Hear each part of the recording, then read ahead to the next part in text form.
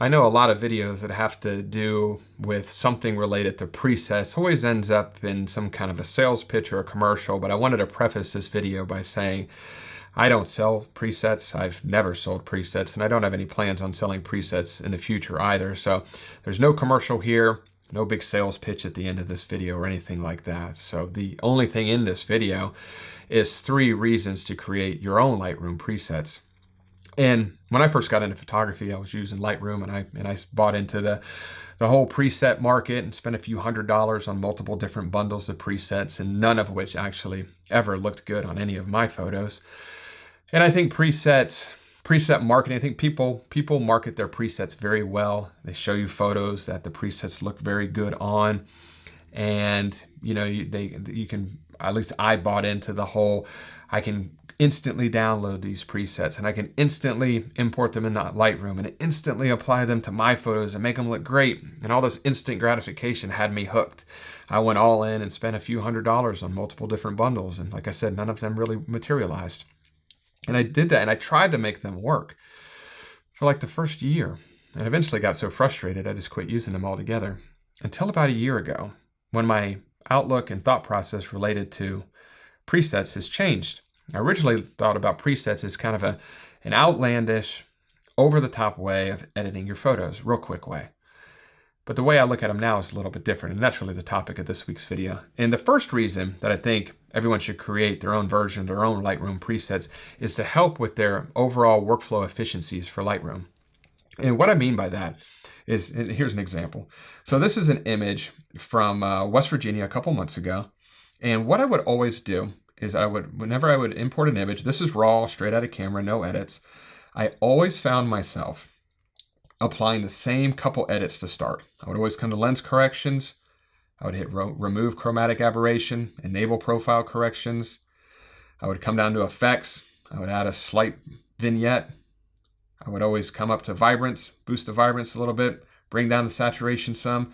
I would add in a little bit of sharpening and reduce the highlights and bring up the shadows. And I did that on every single photo, to the point where I really didn't even look at the photo. I just robotically just went through it, and that was my starting point. I would spend a couple minutes going through all that, and then I would look at the photo, and then I would determine how I was going to edit it. So I started to make these presets. I call them quick start presets to do all of that for me. And here's my favorite one here. So if I come up to presets and I click quick start presets, the one called quick start auto. This is my favorite preset. And as you can see, like, this is where we were, and in one click, this is where we are now. And that did a pretty good job. And what's contained within this quick start auto preset are all of those robotic adjustments that I always made to the vignette, the lens correction, the detail. I even put a little tone curve in there just to add a little bit of contrast. But the real best, I guess the best part, or my favorite aspect of that preset, is that I added in the auto function. So every time you apply this preset to an image, Lightroom will automatically adjust everything in the basic panel except clarity and dehaze. So it'll automatically adjust the white balance, the exposure, the contrast, the highlights, the shadows, the whites, the blacks, and the vibrance and the saturation. Now, granted, you're going to go in and make all these kind of subtle changes. I always go back and tweak it a little bit to exactly how I want it. But as far as a good place to start, it doesn't get any better than this. This has helped my workflow tremendously. And the best part is it's not a one-size-fits-all preset. This preset will be customized on every single photo you put it on, because it has that auto feature on there. It'll have all those I call them robotic adjustments that I would always go through, but it'll also add that auto preset, or auto, I guess, aspect of the preset to it. So every single photo will be customized in a certain way.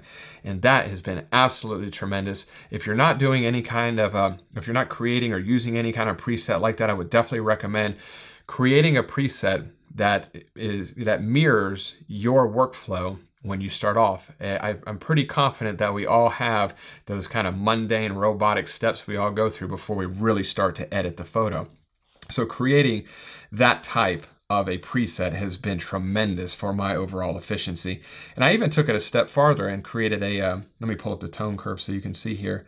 I created a strong contrast. I created a strong contrast shadow fade, You can see the shadow fade kick up there at the back end and the shadows.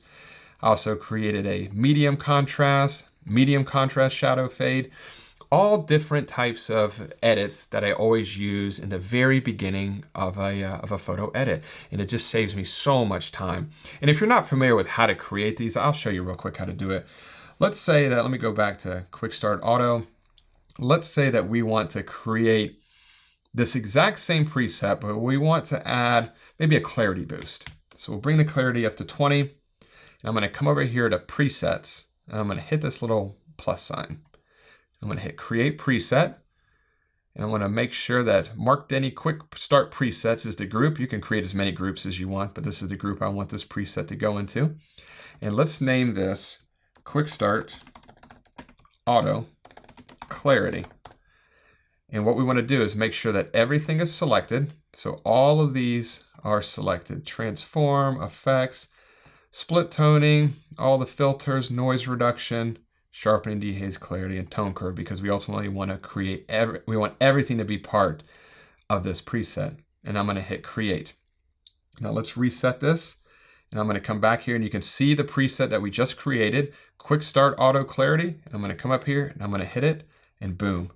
All of the same adjustments, except now you'll see the clarity is boosted up to 20. So creating presets is super simple to do, and I would highly recommend using these and just kind of thinking about presets from a workflow and efficiency standpoint, because I think it'll definitely save you some time in the long run as you go about your day-to-day editing process. Now, the second reason I think everyone should create their own Lightroom presets has to do with finding your own creative style. Now, this is something I talk about from time to time on this channel. It's something that's very important to me, and I'm passionate about it. And it's something that I work on myself constantly. I'm always trying to develop my own creative style, and I think it takes years for an artist to develop their own creative style, whether you're a photographer, or a painter, a sculptor, whatever it is. It takes a long time to come up with your own creative identity. It's like a thumbprint that says, you know, this is your creative style. So it's something that's very personal to you. And I think creating your own presets is a fantastic way to work towards creating that personal style. And I've discovered that one of the reasons that I struggled with presets when I first started using them years ago is because, and maybe I was buying the wrong presets, but the presets I was purchasing contained the entire edit. So it had all the tone curves, the calibration, the color, you know, the HSL panel was updated, the highlights, the exposure, the shadows, the white points, the black points, the white balance, everything was contained within these presets. So when you apply that preset to your photo, 99 out of 100 times, it's just not going to look right. There's just so many different specific edits. It's just a numbers game. It's not going to look good on your photo. You're going to end up having to go in, which is what I had to do. I'd apply the preset, and then I'd spend 30 minutes going back trying to fix the preset. And what I have found success with is creating presets that are looked at, they're more like focus presets. They only contain one edit. And I'll show you what I mean right here. So let me come up here. Let's go back to Quick Start Auto for this photo. Actually, you know what? Let's go to a different photo. This photo right here, go to Quick Start. And I'm going to go to Quick Start Auto. I'm going to fix this crop because that crop bugs me. There. So here we are right here. And Quick Start Auto did a good job to get us to this point. Now let's say we want to get a little bit creative. So I'm going to open up my Creative Presets bucket. And I broke this down here. So let me open up split toning so you can actually see this happening. So if I hit split tone orange and teal, you can see that the highlights are orange and the shadows are teal. If I hit split tone teal and orange, you guessed it, it's reversed. Highlights are teal, shadows are orange. But the only thing that's changing is the split toning. Nothing else is changing throughout this entire edit. It's only the split toning section. And that's where I found success, is creating presets that was just one edit. So it could either be a split tone combination, it could be a tone curve, it could be your color calibration, it could be something in the HSL panel. But creating presets like that you can overlay on top of your edit. So you would edit your photo as you normally would, and then you could overlay a creative preset on top of that. But that preset wouldn't change everything. It would just be like one additional creative aspect. So right here, if I wanted to add calibration cinematic. That's done right in here in the calibration section. You can see that all these values are changed, but everything else is going to remain the same. All the other highlights, the shadows, the exposure, the white balance, everything else remain the same. And I'll show you again. So this is where we were. I can add calibration cinematic, boom.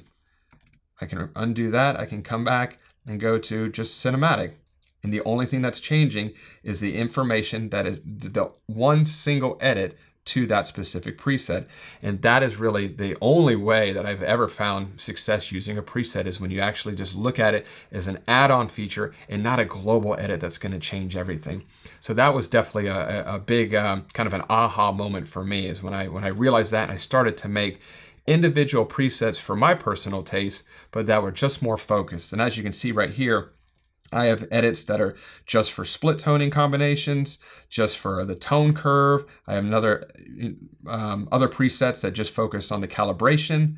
So it's more focused that way. And I found that I was able to get a more pleasing result when I actually utilized this approach. So I would definitely think about using presets from that perspective as just one specific, creative aspect. And that's usually split toning combinations, tone curve combinations, or tone curve, I guess you could call it tone curve combinations if you use the red tone curve and the blue tone curve, or the RGB, whatever that combination looks like. You find a tone curve you like, save just that tone curve as a preset, then you can apply it to other photos moving forward. And I also do this a lot in the calibration section down here as well. So that definitely helped me. And then the third reason why I think everybody should create their own personal Lightroom presets, and this is a big one, and it sounds like common sense, but it's powerful, and it has to do with just becoming a better post-processor. Because when I used other people's presets, I became super lazy. I would literally import a photo and apply the preset, spend about 20 minutes trying to fix the preset, export it, Instagram, and I was done. And that was my process. And I never dug in to all the details associated with the presets, and never even thought about it, never cared. But when you make your own presets, you know everything about it. You know what you don't like in a tone curve. You know what you do like in a tone curve. You know what split toning combinations you like and you don't like. And you create presets for all of those. And it just helps you ultimately to become a better post-processor, because post-processing is one of those things. You can take classes, you can watch tutorials. I watched a ton of tutorials on YouTube years ago when I was getting into photography. And you can teach yourself a lot. But nothing can replicate, or nothing can beat the power of just practice, practice. And creating your own presets and not relying on other people's presets is probably one of the best ways to become an overall better post-processor. So those are the three main reasons I think everyone should create their own presets. And I hope you were able to get at least some nugget of information out of that. I hope that wasn't all common sense information that you already knew, and you were able to pick something up out of that.